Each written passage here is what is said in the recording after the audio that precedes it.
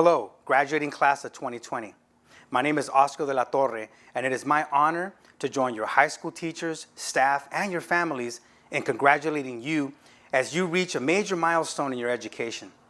Even in the middle of a worldwide pandemic, with protests all around calling for justice throughout our city and country, we believe that it is important and necessary to celebrate you and your accomplishments.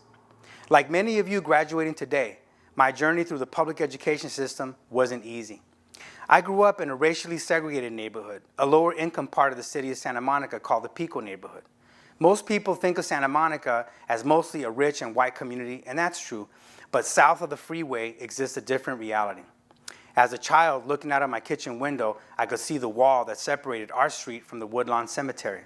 On the opposite end of the block was the freeway, so we were sandwiched between two neighborhood features that kept rent affordable but far from desirable.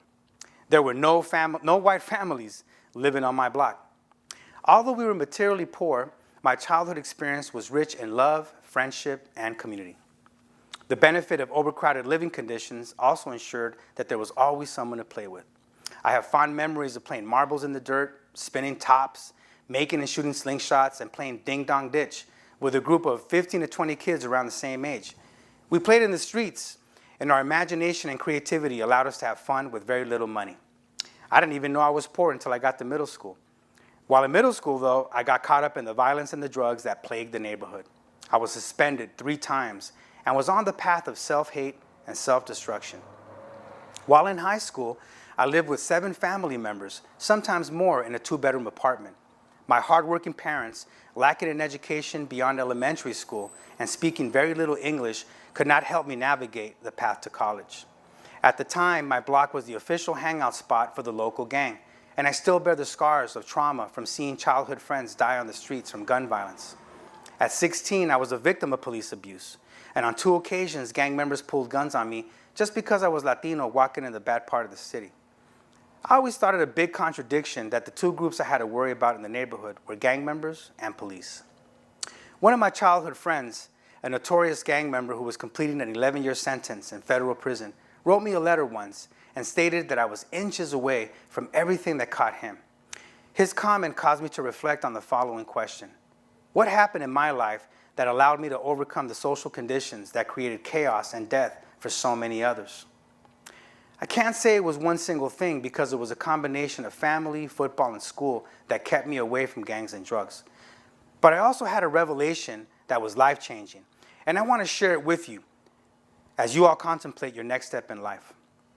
The revelation I had came in phases. In phase 1, I became aware of my social condition. I learned that we were segregated by class and race, and I thanked my white friends on the football team who invited me to their homes, where I saw that the police in their neighborhood asked, "How are you doing?" But in our neighborhood, they always asked, "What are you doing?" I saw that their parents' education led to higher paying jobs, and with that came the income that allowed them to live in neighborhoods where gang violence was non-existent. A higher income provided tutors, travel, and summer camp experiences. I saw that phrase or the saying that we always hear, knowledge is power, in action.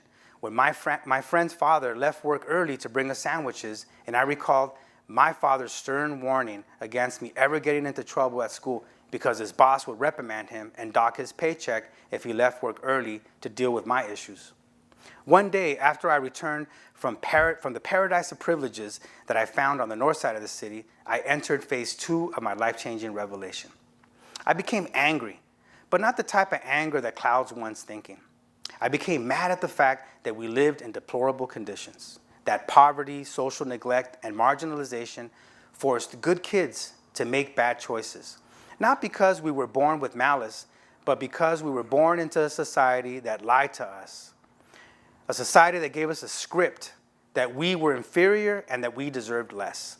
Let us not forget that we are descendants of kings and queens of advanced civilizations. But lacking the knowledge of self, many took on false identities.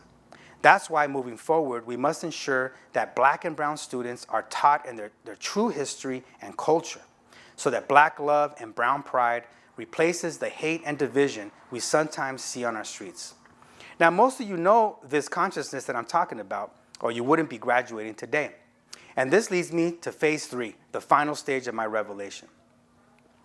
Once I became aware of my social condition, I was able to identify some of the reasons on why these conditions exist, and it struck a chord. They say that the truth will set you free, but at first it'll piss you off. But anger is necessary for change. We are seeing examples of this all around us. It takes anger and it takes courage to stand up to power, and I decided in my junior year of high school that I would work to change the social conditions that are causing many of us to self-destruct. I committed myself to my education, seeing that it was a source for upward social mobility. I graduated from Santa Monica High School as the school's first Chicano student body president since 1948. I went on to Chico State University and graduated with honors, and also as the university's first Chicano student body president. I completed my master's degree at UT Austin in Texas and came back to serve my neighborhood in Santa Monica. In 1998, I opened up a youth center called the Pico Youth and Family Center that after 20 years is still up and running here in the city. And in 2002, I was elected to the Santa Monica Malibu Unified School District Board of Education. I am currently the president of the California Latino School Board Association, where I get to advocate for equity and ethnic studies in public education throughout the state of California. Now, remember that I was raised in a 2-bedroom apartment with 7 of us living in it, crowded conditions, but now I own my own apartment building in Santa Monica. And my oldest son, who is starting the 9th grade next year, has identified Stanford University as his first choice after he graduates from high school. I say all of this not to brag, but to tell you that no GPA or SAT score can measure your heart, your resilience, or your intelligence. That you can come from poverty, gang and drug-infested neighborhoods, and even experience trauma that will derail most lives and still succeed. I want to acknowledge and thank all of the educators that have helped you reach your goals today. Understand that each and every one of you, once you find your purpose, has the power to change yourselves and the world we live in. Clearly, your graduating class is being thrust into a world with multiple challenges, but also with an opportunity to deliver on the struggle for justice started by generations past. To the class of 2020, congratulations. You are the leaders we have been waiting for. God bless.